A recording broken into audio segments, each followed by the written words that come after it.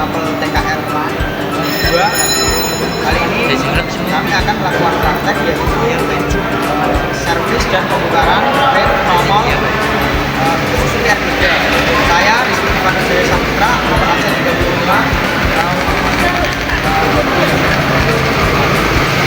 Ikuti langkah-langkah kami dalam melakukan praktek.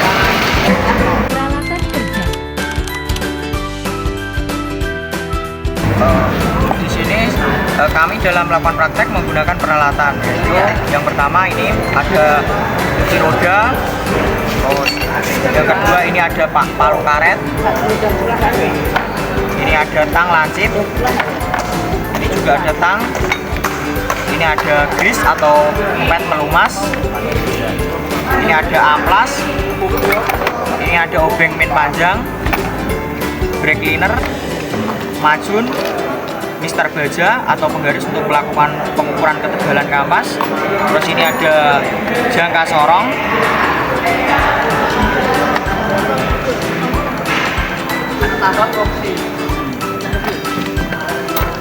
ada jangka sorong. Terus ini ada baut 10 atau 12 bisa. Baut ini tujuannya yaitu apabila tromol nanti sulit dilepas, ini bisa digunakan untuk mengcracker tromol tersebut agar bisa tertarik keluar. Terus ini ada kuncinya yaitu kunci T12. Dan ini yang terakhir ada manual book yang dapat kita gunakan untuk melakukan praktek. Langkah pekerjaan. Kemudian lepas baut roda.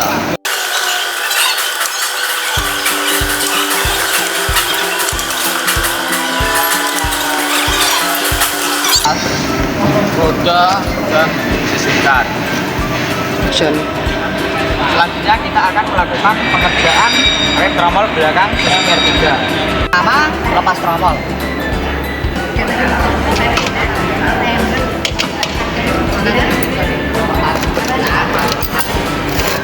Sebelum melakukan pengerjaan, di sini saya akan menerangkan beberapa komponen yang ada di sistem rem belakang tromol ini. Yang pertama, ini ada wheel cylinder atau silinder roda.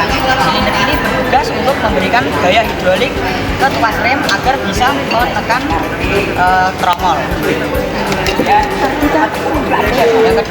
Yang kedua, ini ada beberapa pegas.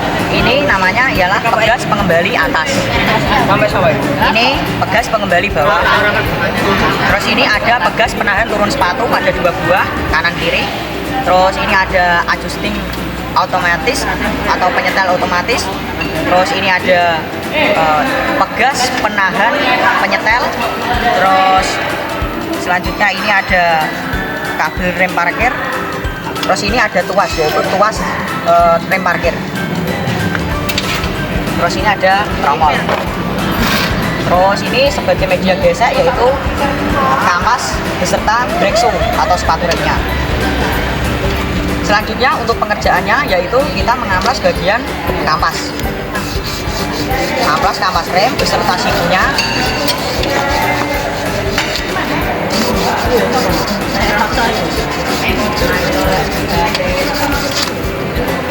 Setelah itu semprot menggunakan brake cleaner.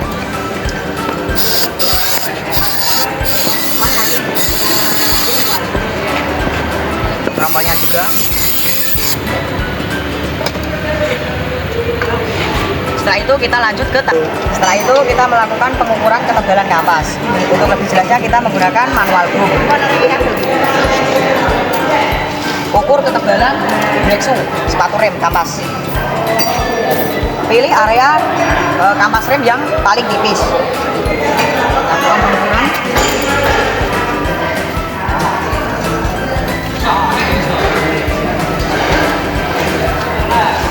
Hasil pengukuran 3 mm, standar 1 sampai 4 mm. Kesimpulan kampas rem ini masih sesuai standar alias masih sangat baik. Setelah kita mengetahui ketebalan kampas rem, selanjutnya kita membongkar komponen-komponen yang ada di di trommel ini. Tujuannya yaitu untuk mengetahui apabila terdapat kerusakan pada komponen-komponen, misalnya pegas atau yang lain.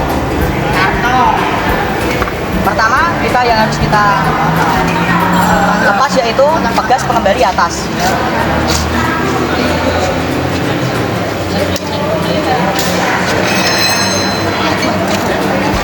Pegas pengembali atas. Nah, setelah itu pegas pengembali bawah.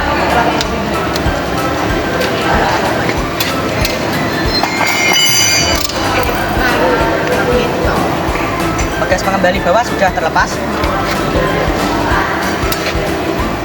Setelah itu kita melepas pegas penahan turun sepatu yang bagian depan, kampas rem depan. Caranya yaitu tinggal satu jari menahan yang bagian belakang, satu jari menahan pegas bagian depan, yang tangan kanan untuk memegangi tang untuk memutar pinnya ini, pin penahan turun sepatu. Jika sudah, cabut, amankan. Setelah itu lepas.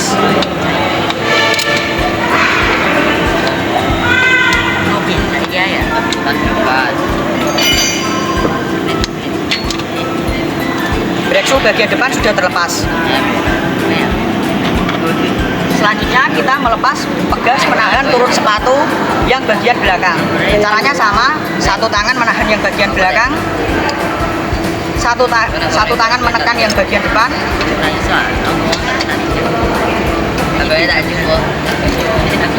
Satu tangan menekan bagian depan, tangan satunya lagi memegangi tang untuk memutar pinnya.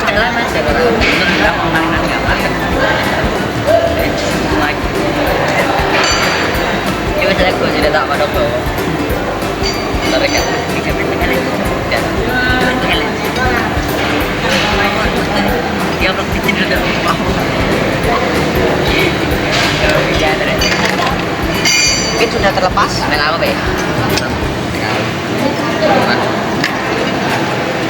Jika sudah, kita tinggal melepasnya. Peringatan jangan sampai penyetel otomatis ini disarankan jangan sampai lepas, karena ini ada penahan pinnya. Kalau tidak dibuat atau tidak terkena apapun, insya Allah tidak akan lepas. Selanjutnya yang harus kita lakukan ialah melepas kabel handrem. Caranya yaitu dengan menggunakan tang snap ring. Selanjutnya yang harus kita lakukan ialah melepas kabel handrem. Untuk melepasnya ini karena ada ringnya atau pinnya, kita menggunakan tang khusus yaitu tang snap ring. Ini kenapa tidak bergerigi? Tujuannya yaitu biar ini bisa menyangkut di sela-sela kabel handrem yang dipenuhi dengan pir ini. Caranya yaitu dengan menyepitkan di sini, terus mendorongnya. Bila sudah di sini, tekan sekuat tenaga, tarik ke atas.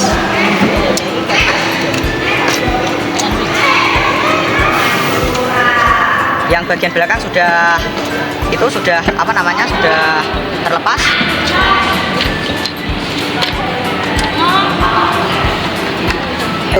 Selanjutnya yang harus kita lakukan yaitu membersihkan area braking plate.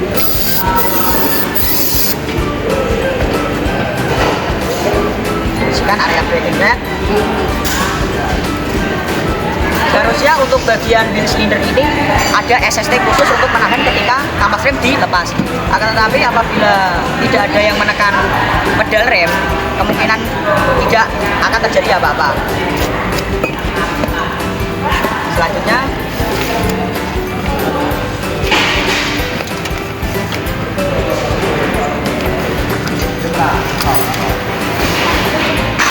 Selanjutnya yang harus dilakukan yaitu melumasi sisi braking plate yang bersinggungan langsung mengenai kampas.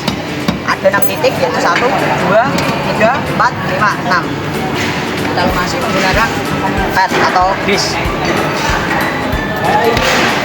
2, 3, 4, 5, 6.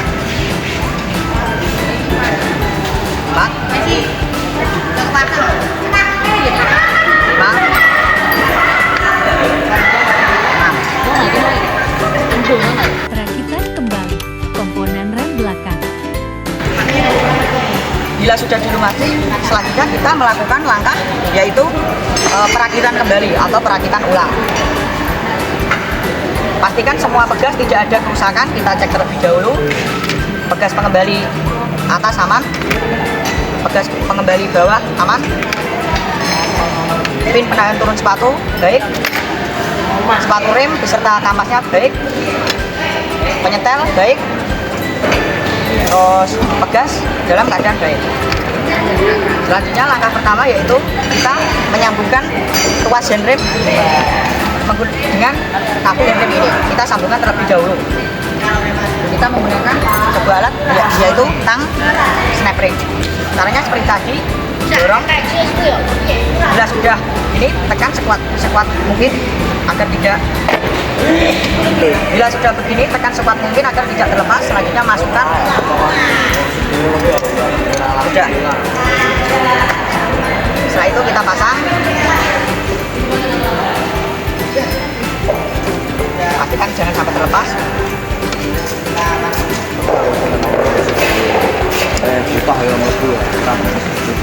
Kalau sudah segini, selanjutnya kita memasang pegas penahan pit turun sepatu menggunakan tang lancip.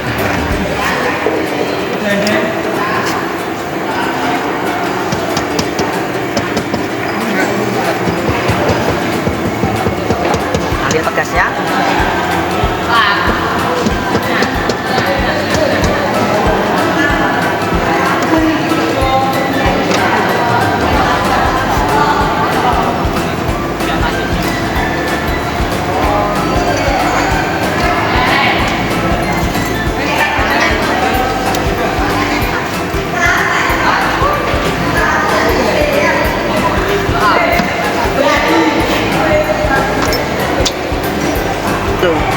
Apabila pin penahan turun sepatu yang bagian bersinggungan bagian kampas yang berhubungan langsung dengan handrem sudah terpasang, selanjutnya kita paskan menuju ke wheel cylinder yang bagian atas.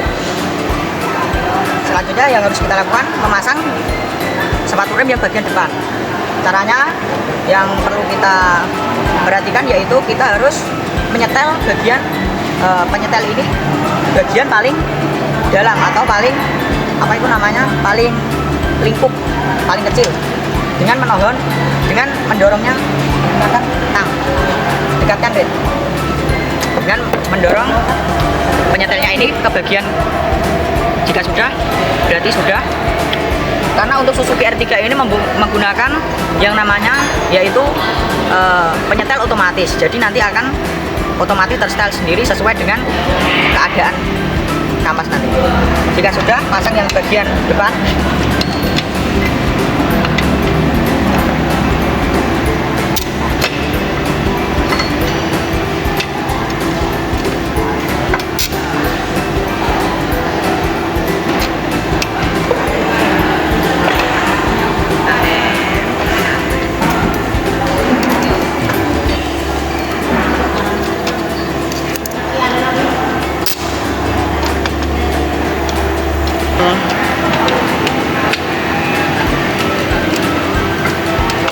Bila sudah terpasang, kita menyetel ulang kembali penyetel otomatisnya sampai ke bagian paling kecil. Bila sudah, kita memasang pin penahan turun sepatu yang bagian depan.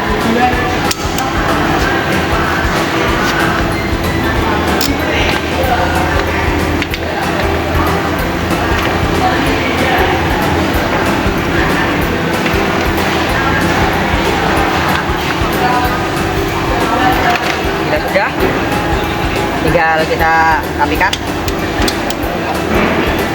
Selanjutnya kita akan memasang pegas-pegas. Yang pertama kita akan memasang pegas pengembali yang bagian atas. Perhatikan jangan sampai pegasnya mental. Ini mental.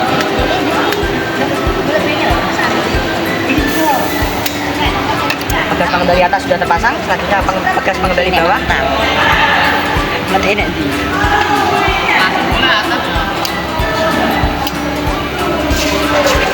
Ket-ket. Kan pemasangan pegas pengembali yang bagian bawah.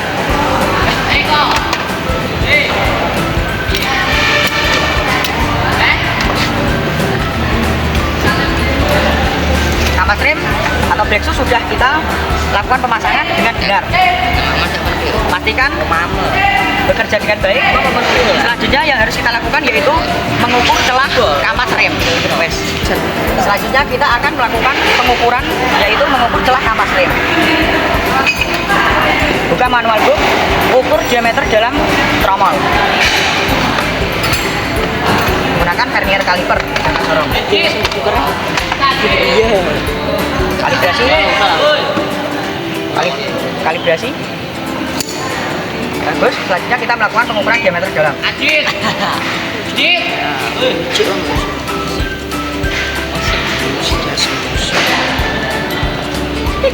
Orang di mana wes ah? Di mana wes? Tenang, beli ini ngarep. Selanjutnya kita melakukan pengukuran diameter dalam tromol.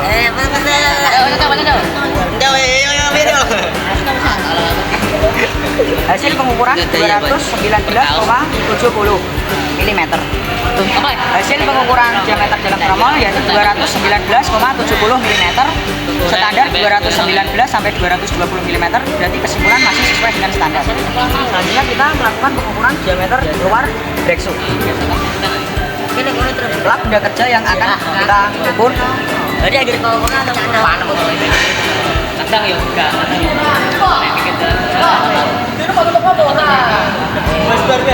Hasil pengukuran yaitu 219,10.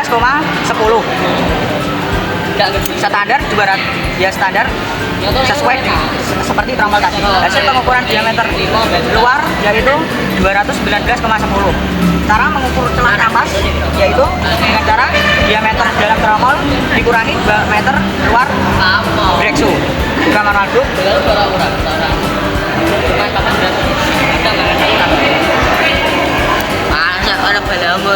Ukur diameter dalam brake shoe dan diameter luar sepatu rem.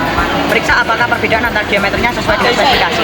Berarti 219,70 mm dikurangi diameter ini 219,10 mm. Hasilnya yaitu 0,6 mm, standar 0,6 mm.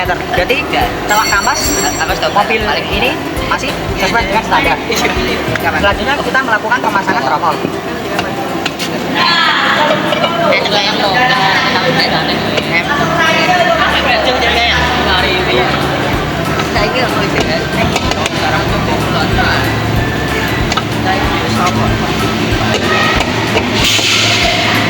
Apabila sudah terpasang, selanjutnya kita melakukan pemasangan roda.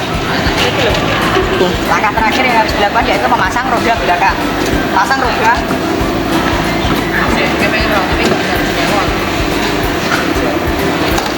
Pasang baut.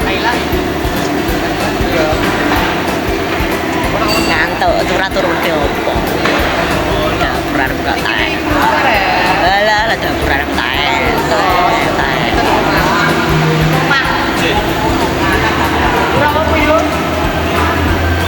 Apabila sudah, Biasa jam 8 lakukan pengentangan jam 12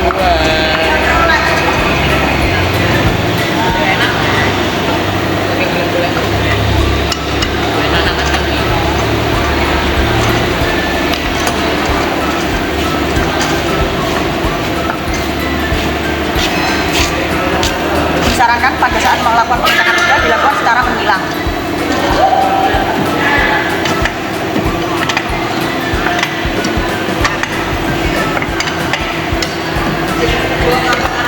Pekerjaan selesai, yang harus dilakukan selanjutnya ialah melakukan perapian alat.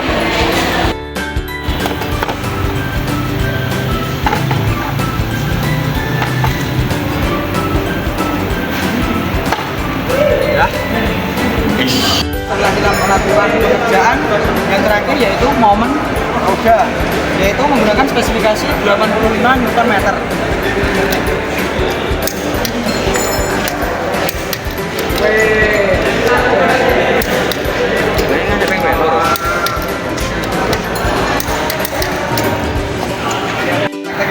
Sudah kelompok kami lakukan, kurang lebihnya mohon maaf. Wassalamualaikum warahmatullahi wabarakatuh.